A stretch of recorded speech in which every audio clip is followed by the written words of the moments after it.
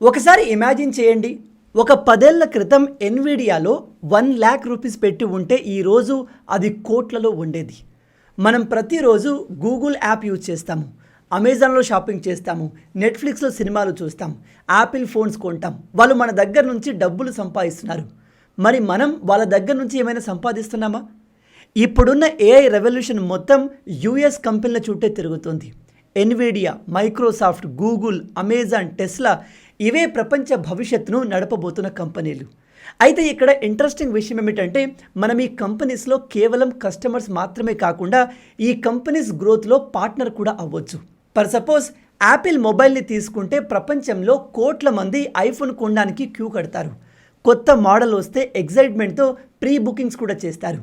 కానీ ఇదే ఒకవేళ మీరు కేవలం కస్టమర్లు కాకుండా యాపిల్ కంపెనీలో ఇన్వెస్టర్ అయితే, ఆ కంపెనీ గ్రో అయితే దానివల్ల మీ ఇన్వెస్ట్మెంట్ కూడా గ్రో అయ్యే ఛాన్సెస్ ఉంటాయి. సేమ్ నెట్ఫ్లిక్స్ కూడా అలాగే.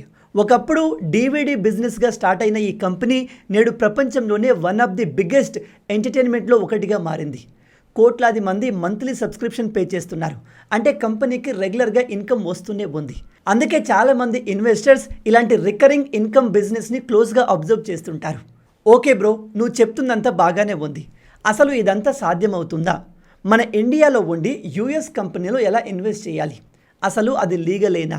ఇక్కడి నుంచి మనం అమెరికాకు డబ్బులు ఎలా సెండ్ చేస్తాము? అక్కడి షేర్లను ఎలా కొంటాము? ఒకవేళ ఆ షేర్లను కొన్నా ఎలా అమ్ముతాము? ట్యాక్స్ ఏమైనా ఉంటుందా? అసలు అమెరికాలో ఇన్వెస్ట్ చేయడం వల్ల యూజ్ ఏంటి అని మీకు డౌట్ రావచ్చు. ఈ విషయాలనే మనం ఈ వీడియోలో డీటెయిల్గా తెలుసుకుందాం. ముందుగా అసలు అమెరికన్ మార్కెట్లో ఎందుకు ఇన్వెస్ట్ చేయాలి? మన దేశంలోనే అనేక స్టాక్స్ ఉన్నాయి కదా. మన ఇండియన్ మార్కెట్ కంటే అమెరికన్ మార్కెట్లో అంత గొప్పేమీ ఉందని మీకు అనిపించవచ్చు. నిజం చెప్పాలంటే మన ఇండియన్ మార్కెట్ అమెరికన్ మార్కెట్కి తక్కువేమీ కాదు.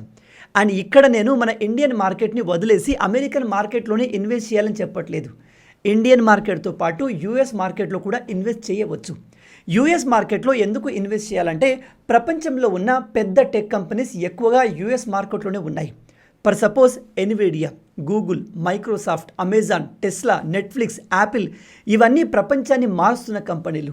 మనం ఇప్పుడు ఏఐ యూజ్ చేస్తున్నాం కదా. చాట్ జీపీటీ నుంచి సెల్ఫ్ డ్రైవింగ్ కార్స్ వరకు ఈ మొత్తం టెక్నాలజీ కంపెనీలు అమెరికాలోనే ఉన్నాయి. కానీ వీటి షేర్లు ఇండియాలో లిస్ట్ కాలేదు. అంటే వీటి గ్రోత్లో భాగం అవ్వాలంటే యూఎస్ మార్కెట్లో ఇన్వెస్ట్ చేయాలి.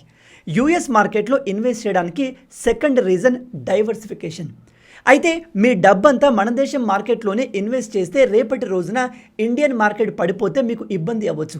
కాబట్టి డైవర్సిఫికేషన్ చాలా ఇంపార్టెంట్.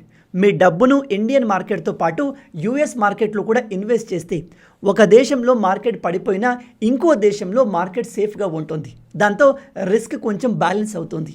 అండ్ ఇంకోటి డాలర్ అడ్వాంటేజ్. ఇది చాలామంది మిస్ అయ్యే ఒక బిగ్గెస్ట్ అడ్వాంటేజ్.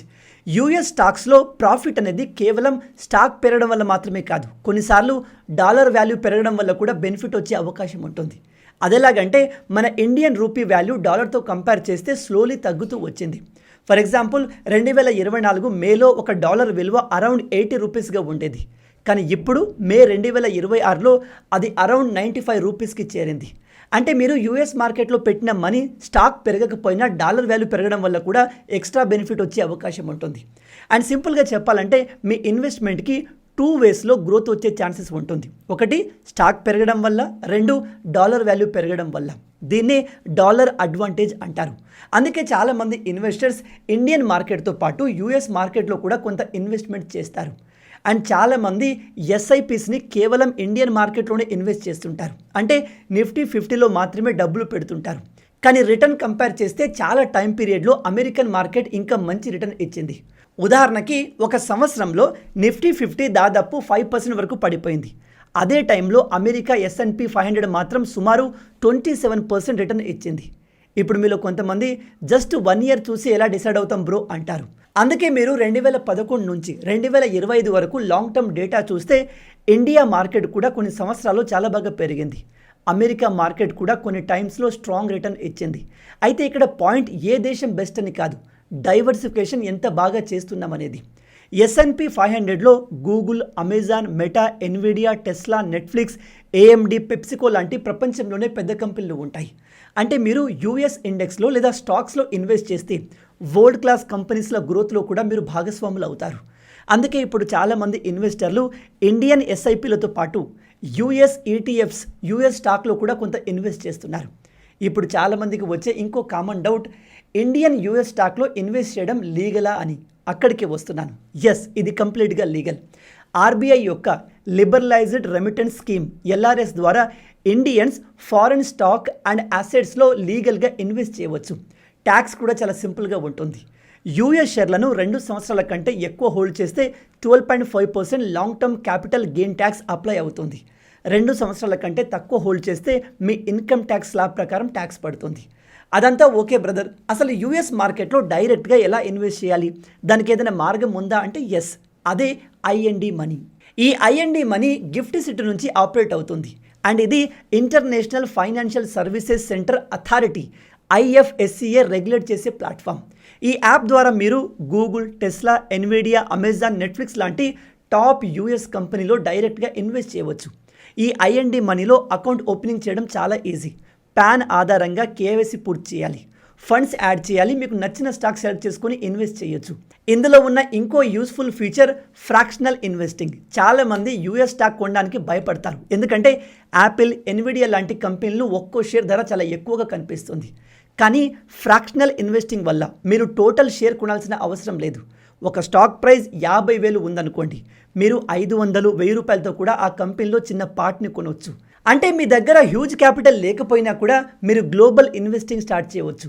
ఇందులో ఇంకో యూస్ఫుల్ ఫీచర్ ఏమిటంటే SIPs in US stock and ఈటీఎఫ్ఎస్. మార్కెట్లో పర్ఫెక్ట్ టైంలో ఎంటర్ అవుదామని ట్రై చేయడం కంటే ప్రతి నెల లేదా ప్రతి వారం ఒక ఫిక్స్డ్ అమౌంట్ రెగ్యులర్గా ఇన్వెస్ట్ చేస్తూ వెళ్ళొచ్చు.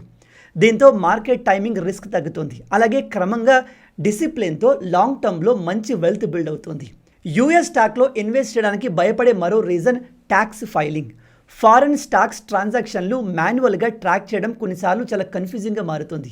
కానీ ఐఎన్డి మనీలో ఉన్న ట్యాక్స్ సెంటర్ ఈ పనిని చాలా ఈజీగా చేస్తుంది. అది ఆటోమేటిక్గా రెడీమేడ్ ట్యాక్స్ రిపోర్ట్ జనరేట్ చేస్తుంది. దీంతో క్యాలిక్యులేషన్ ఎర్రర్స్ తగ్గుతాయి, టైం సేవ్ అవుతుంది. అలాగే ట్యాక్స్ ఫైలింగ్ కూడా చాలా ఈజీగా మారుతుంది. At the end of the day world చాలా వేగంగా మారుతుంది. ఏఐ ఇప్పుడు ఎన్నో ఇండస్ట్రీలను పూర్తిగా మార్చేస్తుంది అండ్ ఈ మార్పును ముందుండి నడిపిస్తున్న చాలా పెద్ద కంపెనీలు అమెరికాలోనే ఉన్నాయి. మనం ప్రతిరోజు వాళ్ళ ప్రొడక్ట్స్ వాడుతున్నాము, కానీ ఇప్పుడు వాళ్ళ గ్రోత్లో కూడా భాగం కావచ్చు. అది కూడా పూర్తిగా లీగల్గా, డిజిటల్గా ఇండియాలోనే ఉంటూ. మీరు కూడా యూఎస్ మార్కెట్లో ఇన్వెస్ట్ చేయాలనుకుంటే నేను ఈ వీడియో డిస్క్రిప్షన్లో అలాగే పిన్డ్ కమెంట్లో ఐఎన్డి మనీ యాప్ లింక్ ఇచ్చాను, వెళ్ళి చెక్ చేయండి. స్మాల్ ఇన్వెస్ట్మెంట్తో నేర్చుకుంటూ స్మార్ట్గా ఇన్వెస్ట్ చేయండి. గుర్తుపెట్టుకోండి, ఫ్యూచర్ గురించి ఊరికే ఆలోచిస్తూ ఉండేవారి కంటే అందులో ఇన్వెస్ట్ చేసిన వాళ్ళే ఎక్కువగా గ్రో అవుతారు. All the best.